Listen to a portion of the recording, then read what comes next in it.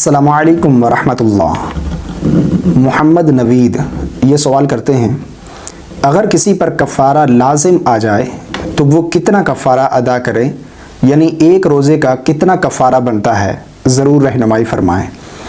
بھائی نے ایک بہت اچھا سوال پوچھا ہے۔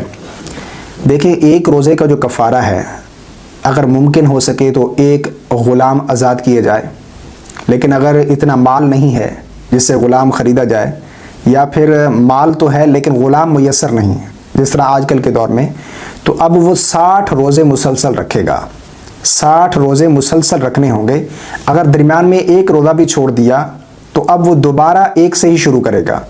مثال کے طور پر اگر 59 روزے رکھے ہیں اور اس کے بعد پھر ایک روزہ چھوڑ دیا تو اب وہ 59 روزے شمار نہیں ہوں گے، بلکہ یہ دوبارہ ایک سے ہی شروع کرے گا۔ مسلسل 60 روزے رکھنے ہوں گے۔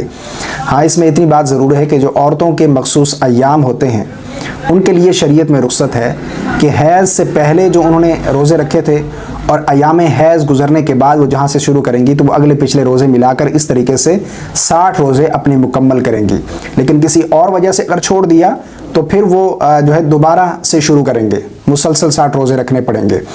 اگر یہ بھی نہ کر سکے تو پھر 60 مسکینوں کو 2 وقت کا کھانا کھلائیں۔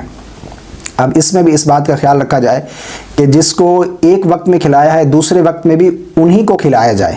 یہ نہیں ہے کہ ایک وقت میں کسی اور کو کھلا دیا دوسرے وقت میں کسی اور کو، تو اس طرح نہیں، بلکہ یہ بات ضروری ہے کہ جس کو ایک مرتبہ کھلایا ہے دوسرے وقت میں بھی اسی کو ہی کھلایا جائے۔ 2 وقت کا 60 مسکینوں کو کھانا کھلایا جائے۔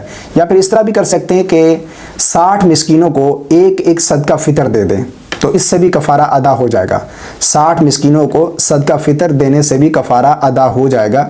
صدقہ فطر یعنی 1 کلو 920 گرام گیہوں، اس کی جو جتنی رقم بنتی ہے وہ 60 مسکینوں کو ایک صدقہ فطر دے دیں، تو اس طریقے سے آپ کا کفارہ ادا ہو جائے گا۔